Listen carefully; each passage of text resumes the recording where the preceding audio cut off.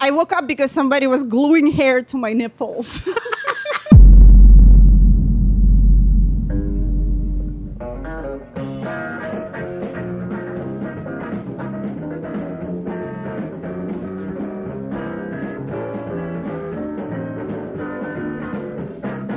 Hello,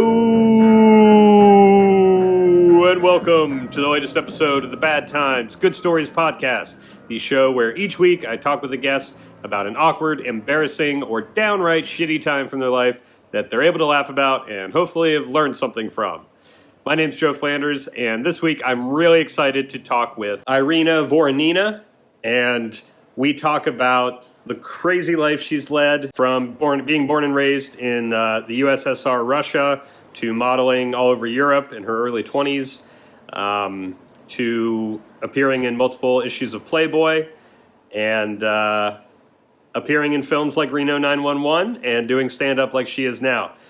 She's led a pretty fascinating life, and we talk about it. We talk about the less than glamorous behind-the-scenes world of modeling, from moving to the U.S.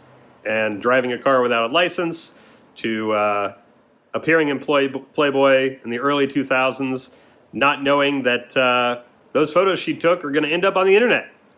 So it's a pretty fascinating episode. I really enjoyed talking to Irina, and I think you'll enjoy it. If you do enjoy it, please give us that 5 stars on Apple Podcasts. It really means a lot. There's a lot of podcasts out there, so one way to sort of differentiate and stand out among the rest is to have reviews from you fine folks.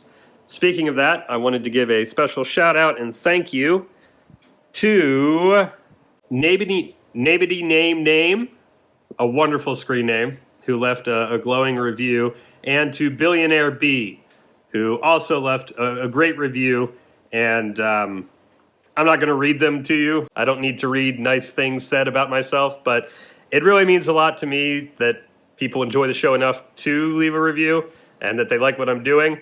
And also, like I said, it helps legitimize what is already a very legitimate show. So if you enjoyed the episode, please do that. You can also email me at badtimesgoodstoriespodcast@gmail.com and visit badtimesgoodstoriespod.com for past episodes, merch, and a link to the Patreon page. That's all I've got for now. So without further ado, here's my conversation with Irina Voronina.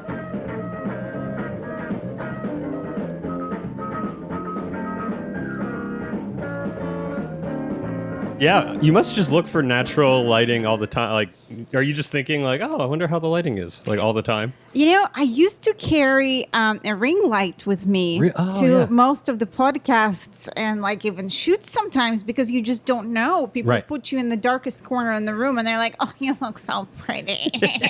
You know, and then all the trolls, they'll be like, you're not looking so good today. Ugh. You've got like bags under your eyes and your tits are different size. And I'm like, it's just bad lighting. Okay, so are you able, do you get sucked into reading all the troll comments and stuff? Yeah. It's like tempting, but like nothing good's gonna come from it, right? Exactly. You're just gonna block a bunch of people. Yeah. That's what's gonna happen. Right. It's just like you're having a nice day, and then some moron on a couch somewhere. It's just like ugly, and then it's just like, God, I don't understand it. I don't understand why people comment. I'm not like that jaded about my beauty. I really don't give a shit. To me, the biggest sadness comes from when somebody says you're not funny. Right. And when it's like a comedy video comment and it's like, women are not funny. Show us your tits. Go back to the kitchen. You know, so that's when it kind of like really hurts. Sure. And you start second guessing yourself and you really let it get to you. You know what I mean? Definitely. Yeah. On the flip side of that, I'm wondering, are there guys who just always like will comment on your photos like looking good, gorgeous, like the same guy will comment every time with the same verbatim, with the same exact, you know, like it's copy and paste kind of thing. Like he doesn't even know a different like word of describing. Right. And that's it. And it fascinates me because on one hand, maybe it's just a genuine, he just likes to tell people they look nice. But on the other hand, I'm just cynical and I'm like, what is his end game? What are these people's end games? Like, do they think that you're going to just eventually like comment like, thank you, let's get together?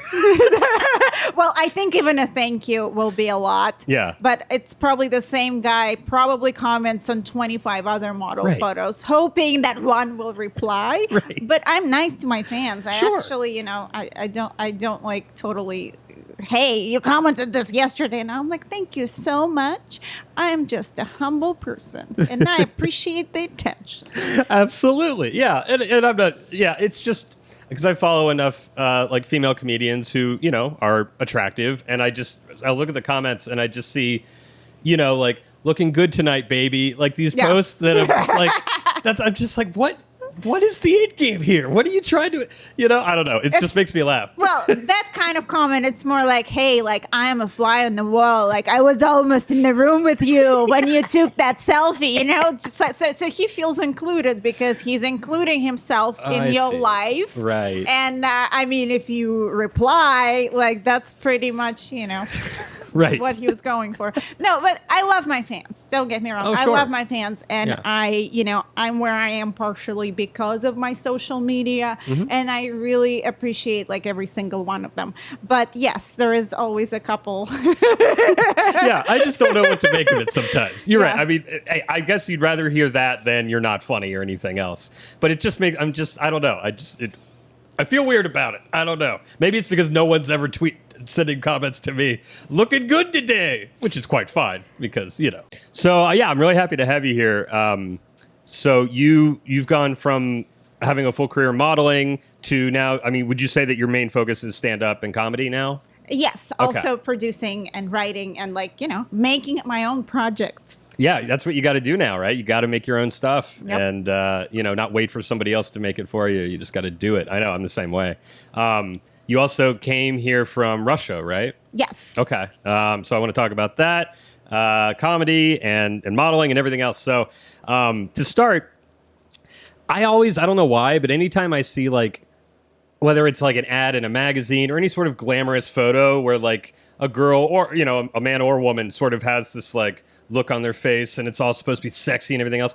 All I can do is imagine if it's on the streets of New York, I just like to imagine there's just some man peeing right off camera. Exactly. It's just chaos. Yeah, it was pretty much like the poor model had to get up at 4 a.m, get into hair and makeup, and they didn't feed her because models don't have a union. When you get to a film or TV or commercial set, the first thing they do, they'll feed you. With Modeling World, you never know what you're going to get. This poor hungry model could have flown from Red Eye from Los Angeles, and they put her in the streets of New York next to the pissing man, and she's probably very cold too, because they usually shoot summer clothing in winter. In LA, it's a big thing. We shoot bikinis in the winter time.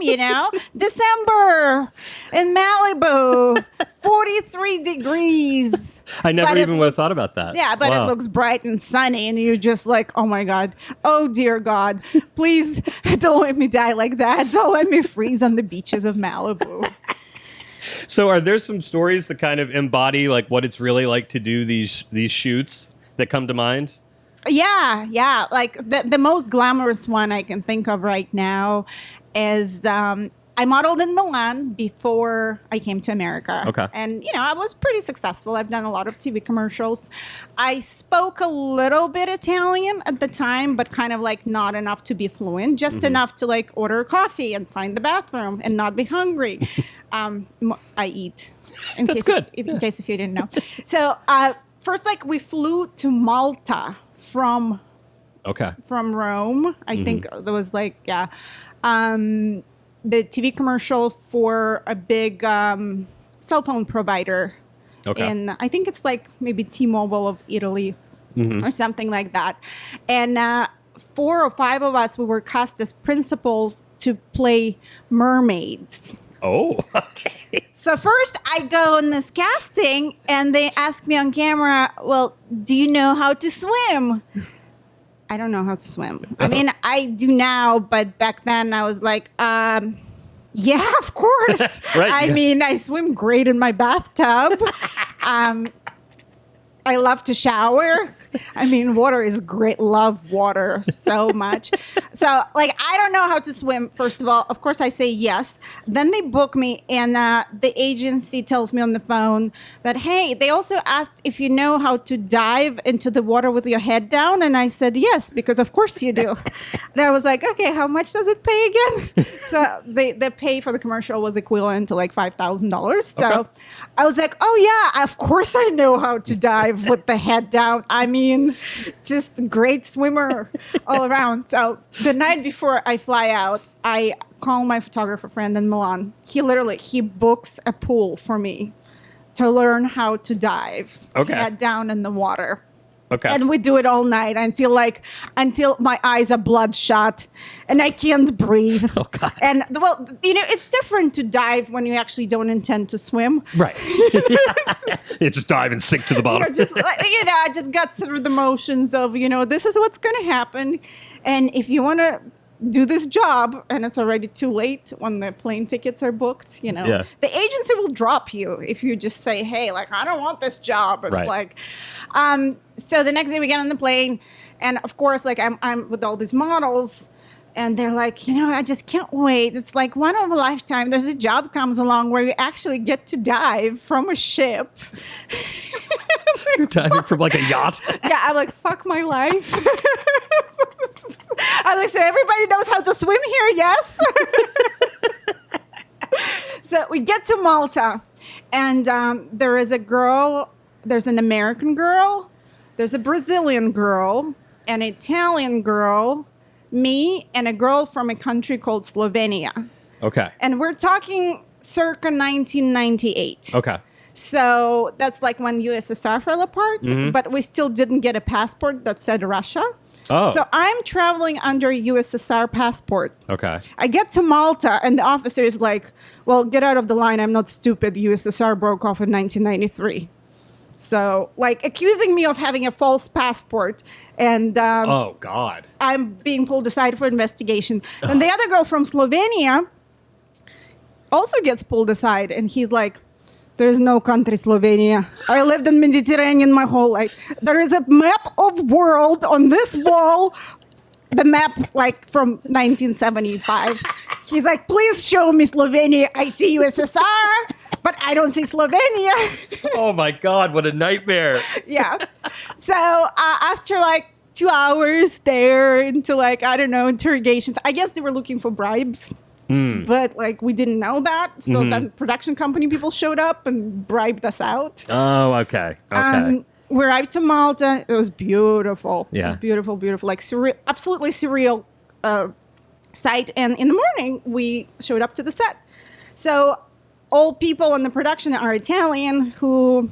Not only they speak English, but they don't want to speak English. Why do they want to speak English when everybody speaks Italian? Right. So we don't know what's going on. And it's not like, again, it's like there's no unions for models. That's crazy. Nobody tells you what you are. There's no call sheets. Like, you just show up and they do whatever the fuck they want with you. Wow.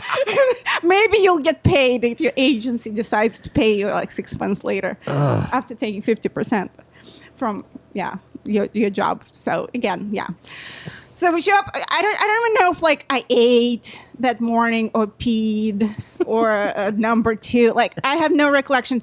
All I remember that they put me down on the table, put a mermaid tail on me, and I started snoozing a little bit. And the next thing I know, I am what do you call it? Like, I'm embodied in this mermaid tail, and there's people with blow dryers that completely sealed me.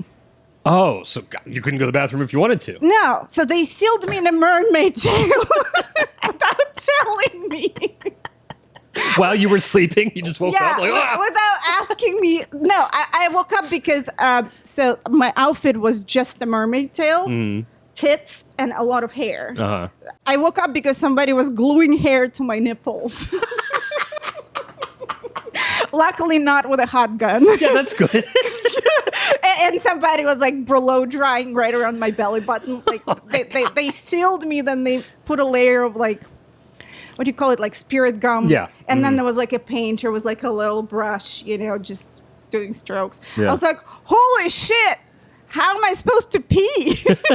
Yeah, a reasonable question. Well, nobody gives a fuck. Right. So it's like, I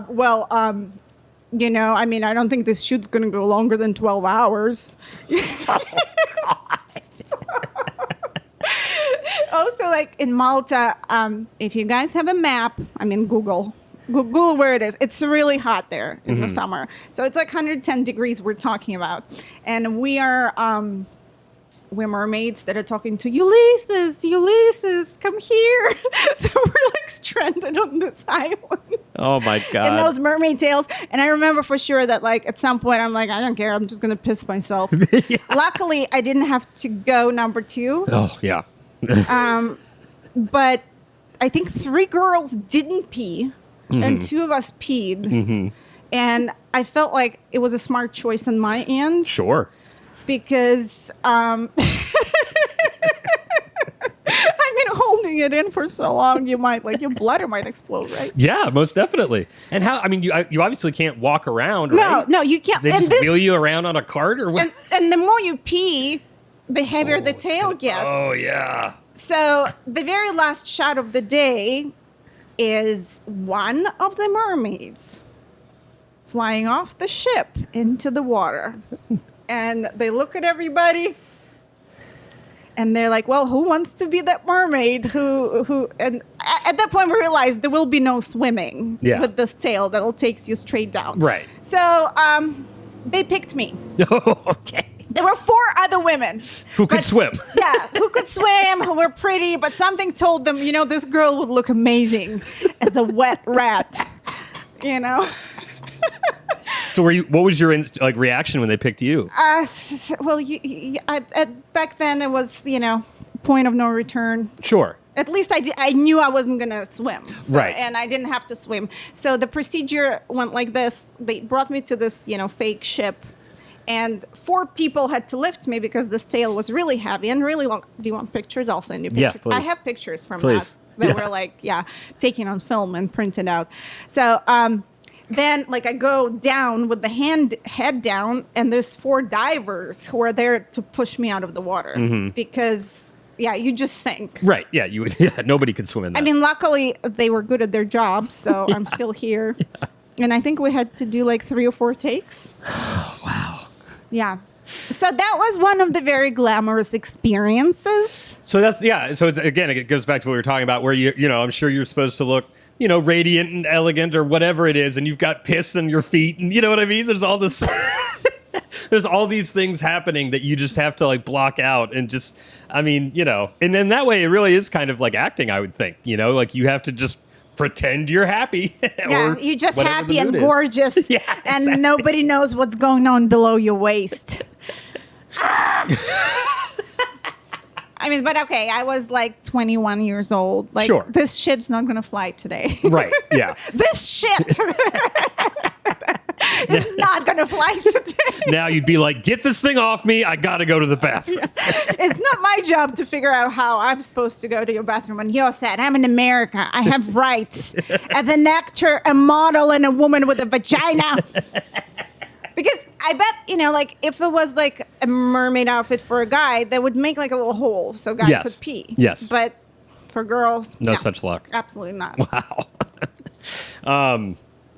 What do I guess it's just the photographer is the director, right? For in modeling, Prince? Yeah, in modeling business, unless there's a creative director, okay, which is sometimes on a big job when there's ad agency involved and such. I'm just curious, do they give what kind of direction do they give you?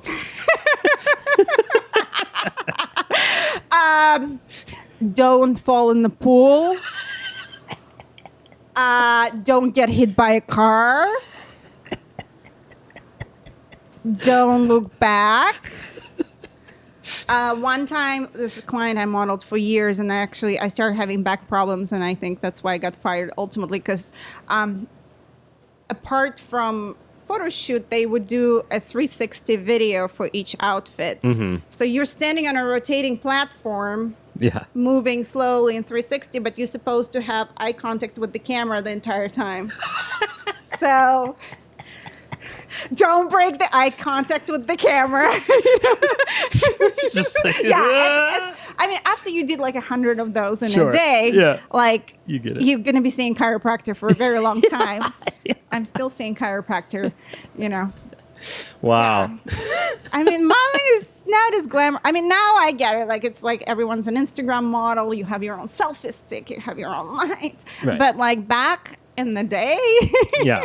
it was not like that at all. No, I wouldn't think so. When was your, I don't know if you've like officially retired from it or whatever, but when did you decide to stop doing that and focus on, things that you have more control over, like stand up or something like that? Was there like a last gig that kind of put you over the edge? Like, I can't do this anymore.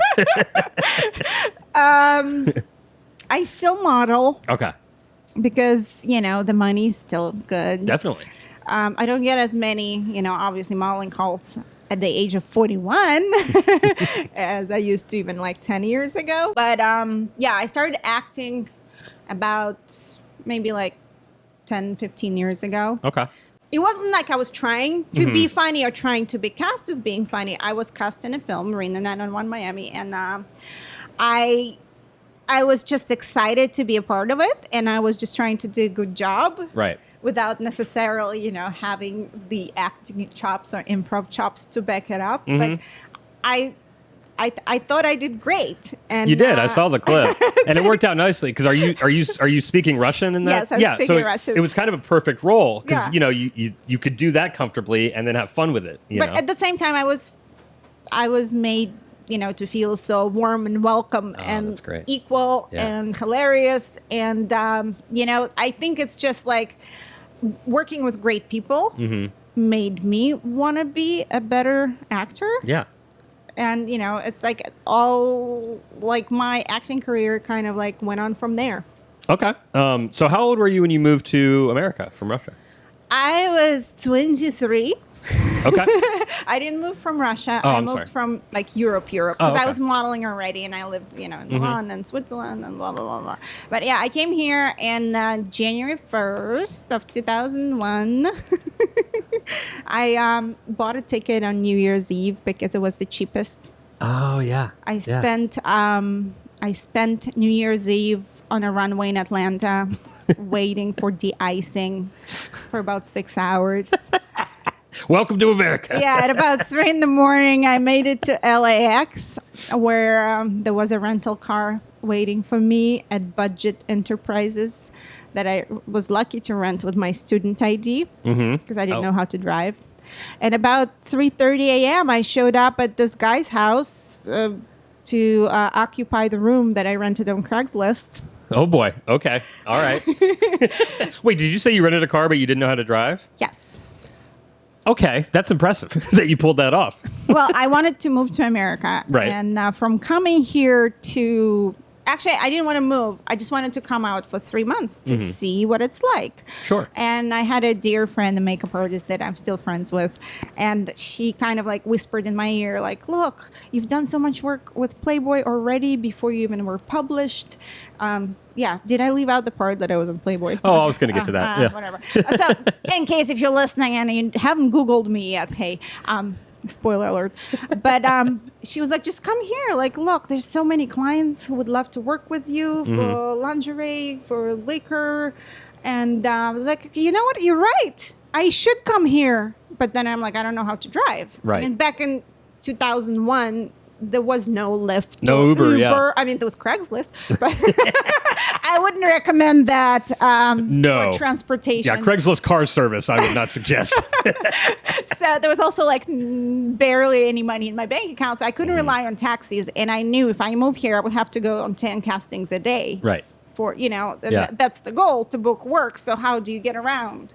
Right, you got to drive. Yeah. So how did the driving go? Did you like manage to did you avoid accidents and stuff? I avoided some accidents. Avoided.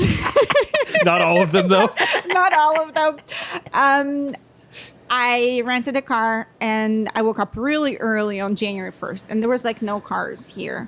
So I like drove back and forth Santa Monica Boulevard because I lived off of Santa Monica Boulevard in Santa Monica. Yeah. And Oh, I okay. took Santa Monica Boulevard till the end of Santa Monica Boulevard. That's a long drive. So yeah, I just drove like back and forth a few times, and I was like, it feels pretty good. And then the next morning, all of a sudden, it was a weekday, and people went back to work. I'm like, oh shit, where'd all those cars come from?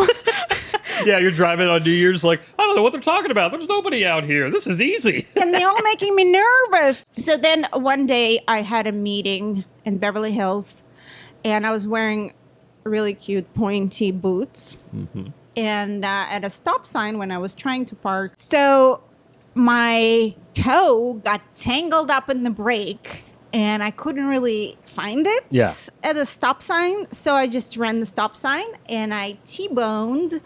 You call it T-boned, right? Like some very nice Hispanic people in a very nice pickup truck. Were wearing hats and had lots of equipment. Mm-hmm. And we were trying to communicate in English, which didn't work out too well. Because I'm like, but you guys have insurance. And they're like, no. And I'm like, but I have insurance. So we tried to exchange information for the best of our abilities. Right. However, like they were able to drive off after the incident, and like the pickup truck just got a little bent on the door. Yeah. But my car, my Ford Escort, was completely undrivable. Ugh. Sitting in the middle of a stop sign just south of Pico. Okay. And I'm like, I don't know what to do. First of all, like I have a lunch meeting, then I have a casting in the hills. I don't know how I'm going to get there. Then I started calling, and when I say calling, I had a prepaid phone because I didn't have credit. Right. No credit history. I had a credit card. So I was able to have a prepaid phone. So I'm trying to have this conversation with a car rental company. Please, can you please tow this car? It's sitting in the middle of Beverly Hills, and I know cops going to show up, and they're going to arrest me, and they're going to put me to jail. And also, I don't have a driver's license. And they're like, well, we can't come out to tow your car unless there's a police report. So I call Beverly Hills Police, and I'm like, with a thick Russian accent. So it wasn't really fluent. It was more like, I in accident south of Pico. This is address. I need somebody come over and have police report. And they're like, honey, are you hurt? I'm like, no, I'm not hurt. I just don't have a car. So they're like, well, if you're not hurt and nobody died, like we're not going to come out. Like we have crimes to solve. I was like, you're not going to come out? Well, can you tell that to budget car rental companies?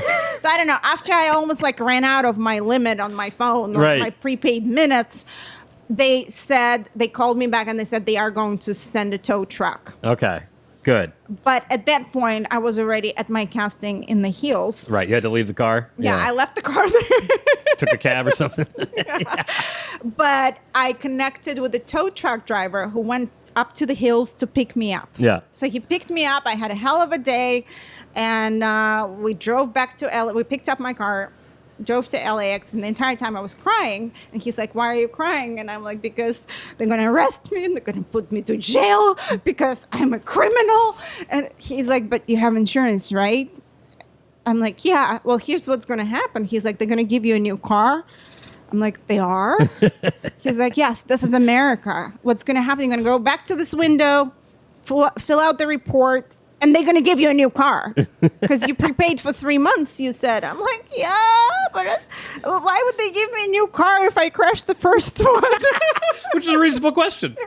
And then I was so scared. I had him like actually come to the window with me. Yeah. And nobody gives a shit. Here's what color do you want? Right. Oh, red Ford Escort. So take the white one. That's what it took me a while to realize that with things like that. Like the person you're talking to doesn't give a shit. They're getting paid whatever, $20 an hour. Like they don't care. This has no bearing on their life. They're just like, take it. You know, they've probably seen worse things happen to rental cars. Exactly. So I got to ask, how did you manage to get insurance and rent a car without a driver's license? Because you show up with your credit card and you tell them your driver's license, your Russian student ID is your driver's license. Because it did have my name and like whatever. Yeah, they were just like, sure. Yeah. Because people come here with driver's licenses from all around the world. True. Nobody's required to carry international one. That's true. And also, it won't occur to most American people that some people in the world don't have a driver's license. Maybe they don't want a driver's license. Like, honestly, I had no incentive of learning how to drive no desire whatsoever. Like, I'm challenged. I'm scared of, moving objects, roller coasters. I don't ride a bicycle. I don't swim. I was a sick kid. Like, driving for me, it's like going to space for most people. Right. Yeah. Because, like, every day, you're like, did you have a good morning today? You're like, I'm like, yeah, just, little 20-minute drive can do it to you in Los Angeles. Can take you through. Yeah, no, I think every person who drives out here, because I'm from Ohio, and so, where you can drive a mile a minute and you just get around easily, and there's always parking, and it's just pleasant. Yeah. And so it kills me inside to drive in the city. So when you first moved here, you mentioned you had like a friend who told you to come. Did you have much of a support system? Were you kind of on your own? I didn't know anybody. I didn't have any friends. I knew my friend, who was a makeup artist, but it wasn't like that close of a friend where like, hey, come live with me. No. Right. So yeah, I rented a place. I had a contract with Playboy, so I knew I would be getting some work sometimes, but also, nothing was promised to me. Sure. And I had to go out and get an agent. I signed up with Elite Models. I had a commercial agent. And then sometimes, my friends would be like, there's this part came out for a Russian girl on CSI. It's one line, but you should totally go and audition. So I come to my commercial agent. I have no clue about acting or anything. Right. And I'm like, I want to go out for CSI. There's this one line for a Russian girl. He's like, you're never going to act in this town. Your accent is so thick. but it's for a Russian girl. Yeah, it's for a Russian girl. You think I'd be qualified for that. So anyway, it was hard to find just like people who actually, believed in you because, ultimately I ended up acting and I ended up learning English and writing in English and even doing stand-up comedy. So, Craigslist is always a gamble. You said when you first moved here, you moved into a room like through Craigslist, right? Yes. How did it work out okay? It was fine. Luckily, the guy I lived with, it was a house in Santa Monica. Yeah. And I chose a place in Santa Monica because Playboy Studios were in Santa Monica at the time. And it's literally like the only district, the only city I knew of. Right. Yeah. It sounded remotely familiar. And I feel like I'll be safe there. He was fine. He wasn't a serial killer or anything. He had a dog. Yeah. Okay. Then I didn't tell him like I was in Playboy, but shortly after I moved in, 2 bags of fan mail showed up. Oh. Like 2 bags. When we're talking bags, we're talking like a trash bag, like 80 gallons. 80? I don't know. Yeah. I mean, that's big. Yeah. And I'm sitting there on the couch at night with my centerfolds trying to sign them and mail them out to people. And he comes in with a group of friends. He's like, holy shit. Wow, that's what's going on here. Then as he learned a little bit about my life, more friends started coming over and come meet my roommate. She's in Playboy. Yeah. She is very naked. No, I'm kidding. No, not like that. But, like it's a single guy. And, right. It was great. I'm grateful. I'm grateful for this experience just because, I have a place to stay. I wasn't alone. How long had you been modeling before before Playboy came calling? A few years. 2 or 3 years. And how did that all happen? I came to Los Angeles for a photo shoot for actually another magazine called Perfect 10. Uh-huh. And one of the photographers took me to Playboy Studios. And the deal was like, don't tell Perfect 10 we're going to Playboy, and don't tell Playboy we just shot for Perfect 10. Right. I'm like, okay. Sure. I mean, double whammy. And came to Playboy Studios West, took some Polaroids, and then, so I called them 2 or 3 days later, and I said, tomorrow's my last day here. I just wanted to see, and it didn't even sound like that. It was probably, do you like me or not? I need to know before I take that plane on Friday. They're They're like, so you're leaving on Friday. Like, can you stay for another week? I'm like, yeah. Yes. Yeah. Yeah. What are you guys paying? No, I'm kidding. So they made me come back and actually sign the contract for a Playmate test. I was transferred to the Playboy mansion, and I shot my centerfold that trip. Okay. I didn't get paid because they couldn't pay me until they get my working papers. So they shot me on spec without even like knowing will I ever get my working papers. Yeah. So now in retrospect, I was like, wow, that was like really ballsy because they would spend a lot of money on production. Right. It's just like, here's this chick showed up. Well, we cleared up our schedule. We kept her here. We shot her, but maybe we'll be able to publish her eventually if she gets her visa. Because, like legal immigration. Like, there's no way to come to America to work unless you're sponsored by someone. And that takes years sometimes. So, yeah. So had you done like nude shoots before Perfect 10 and Playboy? No. So what was, were you hesitant at all? Were you like, let's go for it? Like just to be that, to reveal yourself like that. Is it a challenge? Like what was your thought process? To be honest, like being a model in Europe, there's a very fine line between like nude modeling and modeling. Because let's say I didn't model for like any, like what do you call them, adult like magazines, but at the same time, you would be wearing revealing clothing on the runway. Yes, I modeled see-through lingerie before, you know. So, and in Europe, really, like you can be nude on the cover of a magazine. Nobody makes a big deal of it. Right. Yeah, we're much more prude over here. And about that stuff. I did not know that when I modeled for Perfect 10 and Playboy. Nor did I, nor did I think I would be ever living in this country. So it was more like, hey, they pay me. This is great. This is the most money ever made in a modeling career. A nipple? What's a nipple? Sure. I mean, now looking back at thousands of photos of myself online, it's just times have changed. And probably 2001 was a year when internet like really started blowing up. Right. When even like Playboy was shooting like Playmate preview photos before your centerfold comes out. And, it kind of like unveiled, like my contract included totally different types of content that weren't really there before. Like you would have to do a couple online shoots, and like chat to your fans in the chat room. And it was different than before. In the 70s, it could be in the magazine, it would be in the basement, nobody would know, you pick a fake name. I did it as a real person under my real name because, also like it had to match my working papers. Right. No, they couldn't just publish like Jane Doe after it took like 2 years to get my work visa together. Oh, wow. So, I did not anticipate that everything I shoot for Playboy would be online, shared and reshared by multiple sites. Like I'm practically a clickbait. Yeah. Yeah. If I would like get paid per click every time somebody like searching me or clicking on my picture, I'd probably be a millionaire. Yeah. Yeah. I'd probably own an island. I'd probably own a TV network. No, I'm kidding.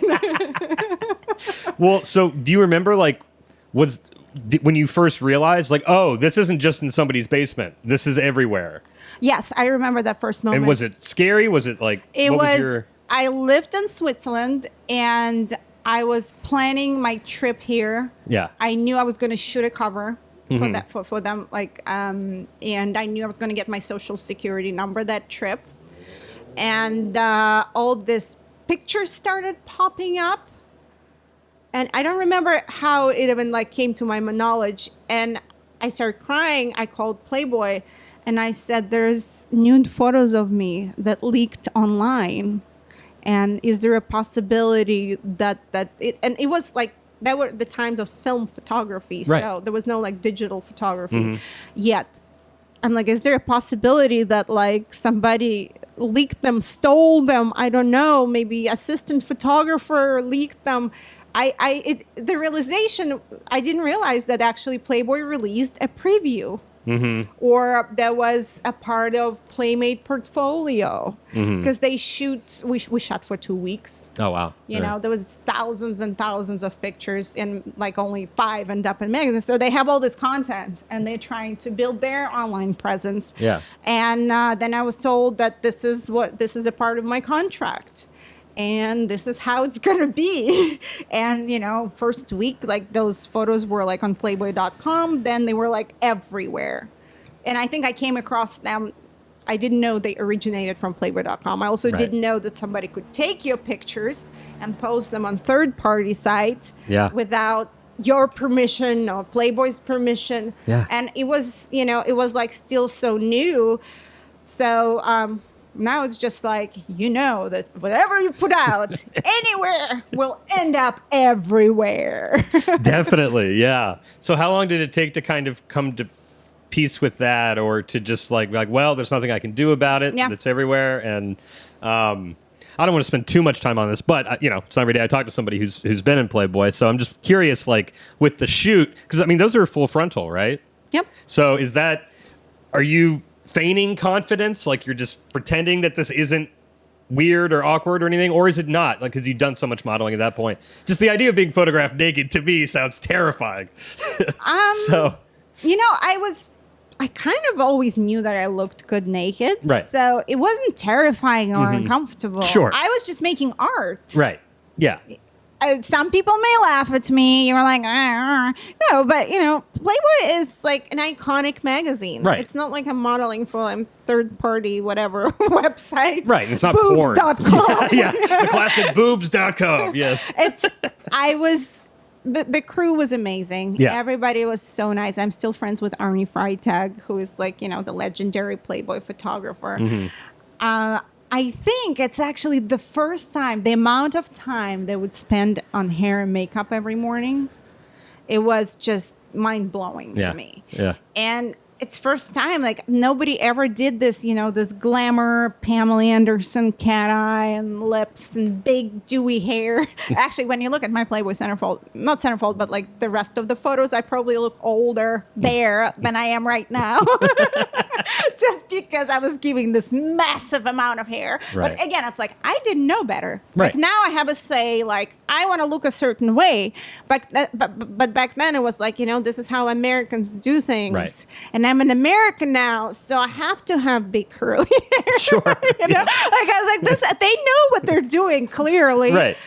If they're running a successful magazine. So it was like a little comical. But I felt very pretty for the first time.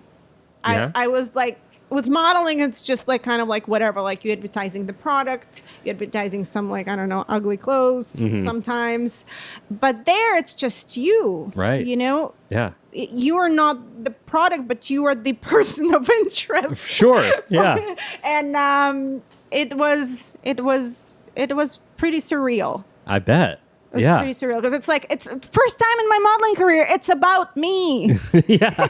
Right. Yeah. You're not holding some dumb product or wearing a mermaid suit. You know, it's just like. It's about me and my birthday suit, okay? It's actually very empowering. I was going to say, yeah, liberating was popping up in my head, you know. You know, a lot of times, you know, you hear conversations about, oh, Playboy exploiting women. No, I think it's quite the opposite. You know, it's about celebrating women. Yeah.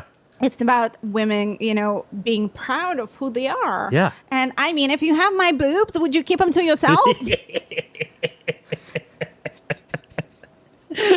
So I'm curious, could you notice visibly, like, when people found out, like if you were talking to somebody and then they found out that you were doing Playboy, would how they look at you or talk to you change dramatically?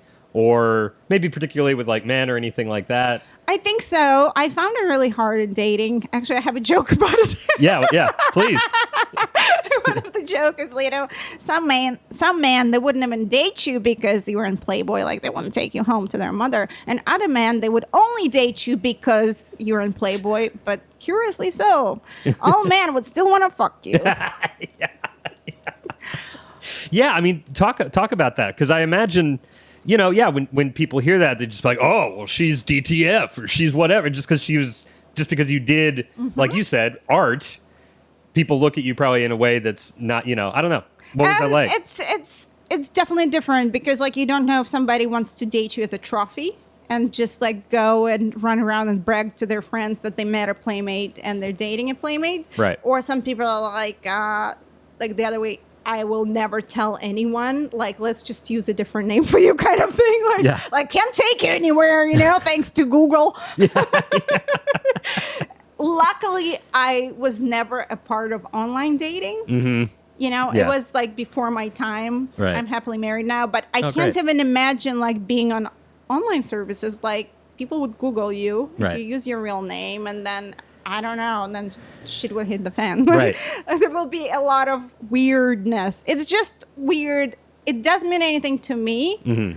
But if I don't bring it up, I'm a liar. If they have to find out, themselves, oh, you didn't tell me. And then, like, if you do bring it up, people think, like, oh, like, you just bragging and that's what's important to you. And I'm like, really not. Like, even, in my stand-up, most of the times I don't talk about Playboy. I only use it for, like, my, long whatever set. Right, definitely.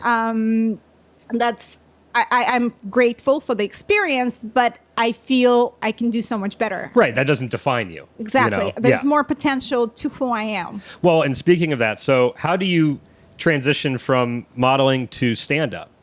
Like, where did you get the bug for stand-up? And I assume it's just a totally, were you naturally an outgoing person or? When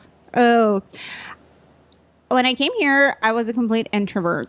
Well, in Russia now, there are outgoing people. When I was growing up, it's more like, can you just be like everybody else? Mm-hmm. Like, don't voice your opinion. You don't have an opinion. Having an opinion is not a good thing. Never talk back. Don't talk to people unless you're asked. So I was really shy. So that's a real thing. Yeah. That was the way everybody sort of acted in Russia. Like, I don't know, even like upbringing, like here in America, it's like they talk to their kids, you can be anything you want. Right. Life is a canvas. Like, just you're going to paint and like any.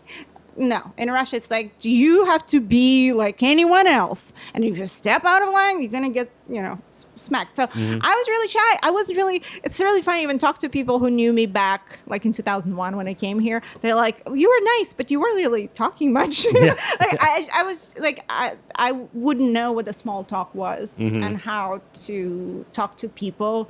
And, I'm just showing up to do my job. And I didn't feel like doing anything more than that, or networking or being outgoing is actually an essential part of a profession and being an entertainment business. Yeah. But it just didn't occur to me and I wasn't comfortable with that. Like there were times I would come here to shoot for Playboy and I would just sit in my guest room for days to the point where like I would be just scared to come out and talk to people. Like, I don't know, like I wasn't comfortable and I didn't have friends and security would have to call in and knock on my door to see if I was still alive. Oh, wow. It's like, we know you're staying here, but we haven't seen you for like days. Like, what do you eat? Yeah, right. Because, in order to eat, you have to come out to the kitchen. And, and socialize. Yeah. Which is like, social. I'm not getting paid for that. So how did you go from that to then having the gumption to do stand-up? So after, acting and doing some funny parts in film and television, I wanted to start doing my YouTube channel. And I was pretty comfortable with the language and I started liking people a little bit more, probably because I was more comfortable with the language. Right. I'm sure that was a big part of it, being insecure already. Also, I was a St. Pauli girl in 2008. Oh, okay. I was selected to represent the iconic St. Pauli girl beer, and I did a tour around the United States where I had to go to, television stations and radio stations and be social. I think it really shifted a lot of things for me to where like I can talk and be comfortable talking. Right. And I can actually be funny. Yeah. And that just made me like, hey, I have to go for it. Like, I want to be a host. So I started a YouTube channel and I was writing like little vlogs and little things and it was cute. Yeah. But deep inside, I knew it wasn't funny. Like, it wasn't punchy. Right. Like, I'm just trying to be cute and funny, but it's not working out. So I thought I would take a stand-up class just to figure out how to write. Yeah. And how just to have like basic punchlines in my monologues. And I never thought of it as a career. Also, I had a severe stage fright. Just because I could talk to people on TV and radio didn't mean that like I was like shaking inside and peeing a little bit, you know. I still had stage fright. Occasionally I could work on an audition for a week and then I would get in the room and I'm like shaking like a leaf. So I wanted to confront my fears. Yeah. And being on stage was that. Right. Where, you know, you have to write your material, it has to be good, and then you have to go and perform it. So, and not to pee yourself. Yes, no peeing. So for the first 2 years, I think, of doing stand-up, it was just more about of just getting up. Right. And it was always such a rush. It's just... I don't even know how I did. I don't even care how I did. It was more about, look, I went up there and I did my 5 minutes. Hell yeah. And I brought 25 people. No, I'm kidding, which is another thing the with bringers. stand up. And now I feel like I definitely have paid my dues. Yeah. And I appreciate when, you know, people come see me because I'm funny. Right. Well, that's the thing with stand up. It's the great equalizer, right? So it doesn't matter what you've done before. If you're not funny, you know, you're only going to go so far. So the fact that you know, so how long have you been doing it now? 4.5 years. Yeah, that's fantastic. You know, and you're booking shows, you're doing all sorts of stuff. I'm on Amazon's Laugh After Dark season 2. Hell yeah! Don't miss that. Is that out now? It's out. Yeah. Fantastic. I'll put a link in the description so people can watch it. That's really exciting. Thank you. Wow. Okay. So yeah, what do you have going on now? What are your aspirations? Are you focusing? You're doing the stand up? Are you still doing acting and all that stuff? Yes, Yeah. I'm doing acting, but also I just finished co-writing my very first feature film script. Congratulations. And I'm looking to make it. Thank Yeah. you very much. I'm producing a documentary, which I don't want to talk too much about it, but Sure. it's about, you know, women in comedy, and hopefully this will get made and gets funding. If somebody has a lot of money, wants to throw them my way for either of my projects, I will greatly appreciate it. That's fantastic. I perform all over town. Like if you look me up on social media, like every week there's a show, and hopefully, you know, I'll get to book bigger, better shows and festivals, and that's that, and write bigger, better stuff. Where can people find you on social media? It's at Irina Voronina on Twitter and Instagram. Fantastic. Well, last question. I'm just curious. Growing up in Russia, are there any similarities or differences between just life there as opposed to life in the U.S.? I mean, it must have just been a total shock because, as you said, everything's so just fall in line. Yeah. You know, You're actually literally asking me about my stand-up act, but I'm like, spoiler alert. You know, we didn't have much growing up, and it's changed now because now everything in Russia is available. And you can buy anything if you have money. You can travel the world if you have a rich husband, whatever. Like with us, I grew up I didn't know I would ever leave the country. It was never like a goal, like I want to leave the country and go elsewhere. I just didn't even know there were possibilities. Right. I never had goals in life. I didn't know what goals were. I was like, I'm just going to go to school like everyone. Then I'm going to go to some college. Fuck, then USSR fell apart. My mom couldn't pay for my college anymore. Like, what am I going to do now? So, I don't know. It's just different. Yeah. Maybe now people have kind of like dreams. right? Aspirations. But my generation didn't have dreams. We Right. just wanted to not be hungry. Yeah, right. Kind of like, I don't know. When I was 19, I went to my second year of college. Oh, no, I was 18, second year of college. My mom gave me money for shoes. So I could buy myself a pair of summer shoes. Like I would have a pair of winter shoes and a pair of summer shoes. Like there was like no in between. Right. And I went to the market and I bought like shoes on this huge platform with like 10-inch heel, and I come home and I'm like, Mom, I got these shoes. I love them so much. My mom's like started crying because she's like, how are you gonna go walk to the train in those shoes, take a train for an hour, then take a bus, and then spend like she's like, I don't have money Right. For you to buy another pair of shoes. The ones you bought were not practical, which was all about practicality. But that got me to the runway. Oh, of course. Yeah, definitely. Yeah. And I could audition for modeling jobs and beauty contests. And the rest is history. Yeah, exactly. Last question. What were your being old enough to kind of appreciate when the USSR did fall? I mean, how did that make you feel? Or like, what was were people happy? Were they happy that it was done, or were they terrified? What was the mood? It was kind of like my generation, and my brother's 8 years older, so he's like 15 now. Like it probably starts at my generation where we were like old enough to understand what was going on. Like, our childhood, we grew up worshiping the party, the Communist Party. Like, we would have a political every morning would start with like 5 minutes about politics and ideology, politinformatia. We would like, when you start school, you become an oktyabryonak. You become like Lenin's grandfather, like you were the part of the party, but at the lower level. Right. Then you grow up, you become a pioneer. You have this red thing, the red scarf around your neck. And, those are all very meaningful moments, like you're brought up to believe that you are a part of something much greater than you. Right.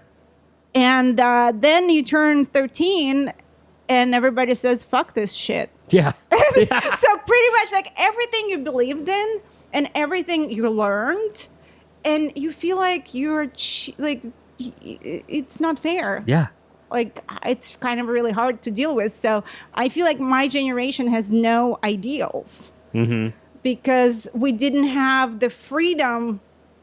We couldn't embrace the freedom because it's like if a puppy lives in a shelter like for 12 years and somebody adopts it, like it still doesn't believe that it's out of the shelter. Right. You know what I Yeah. mean? Like, it's hard to just like, oh my God, now we have freedom. We can do whatever, but we don't know how. Right. Because we were never given the tools.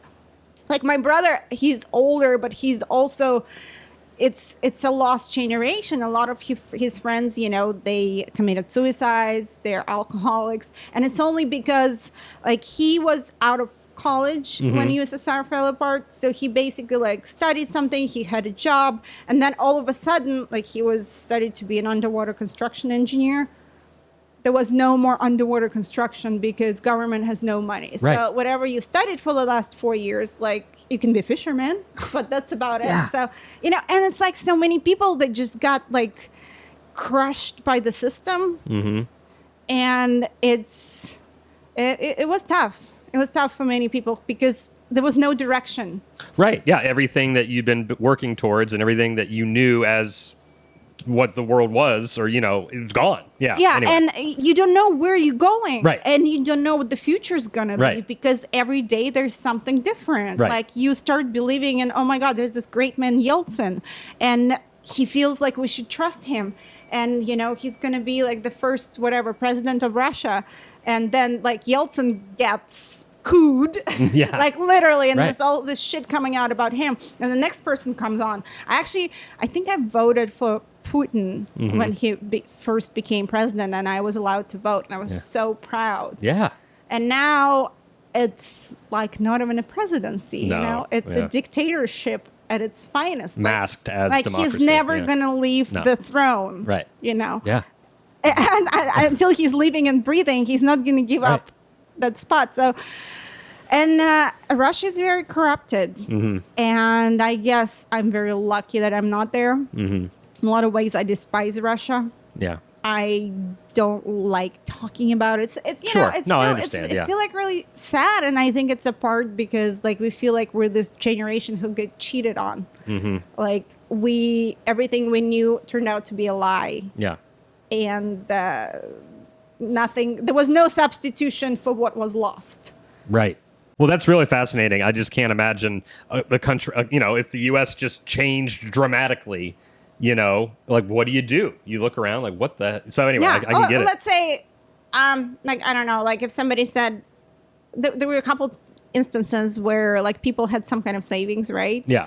And the next day, the government decides to take 2 zeros off of because inflation was so high, Right. they made like denomination without announcing that it's going to happen. Wow. Like, that happened, and I lived through it. And, I saw my mom panic, and my mom would always be like, I don't know how we're going to live and how we're going to buy food. And there were times where, you really want to go there? Like I was 16, I was smoking cigarettes with my mom, and my mom was like, this is our last money. Do we buy bread or do we buy cigarettes? And I would be like, fuck bread. Light them up. Yeah. If we go out, we're going to go out with in style. Well, yeah, that's a very interesting story, and I'm glad that you were able to overcome, and you're living what do they say? Living your best life here in LA. Living a fucking dream, you guys. Yeah, dreams are real. I didn't even dream those dreams. Sure, it's just came yeah out. Every morning I wake up and I'm like, oh my god, how lucky I am. I am the luckiest person alive.